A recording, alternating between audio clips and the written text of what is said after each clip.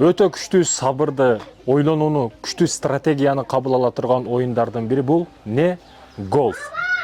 Шотландиядан келип чыккан бул игра, оюн кийинчерээк АКШ, андан кийин Англия кеңири тарап дүйнө жүзүнө келип бүт өлкөлөргө тараган. Мунун азыр дүйнөлүк деңгээлде атайын жарыштар, дүйнөлүк деңгээлде жарыштарда уюштурулуп, өтө көп суммада акчалар, байкелер коюлат. Голф кээде бизде ошо Кытайдан келген, араб досторубуз келет, эки жактан келген. Мындайча айтканда бул байлардын оюну. Бизге ошогондор жарашпайт, бирок ошого карабасаң кээде аларга кошулуп бизде ойноп коебуз. Мекендештерим, спорттун кайсы түрү болбосун, акыл, физический жактан өзүңө нагрузка да. Спорттун кайсы түрү болбосун жакшы. Спорт менен алектенишибиз керек. Спортко ар дайым аракет кылышыбыз керек. Ана, бисмилла. Негизи мынтип акырын уруп, ошондой поле.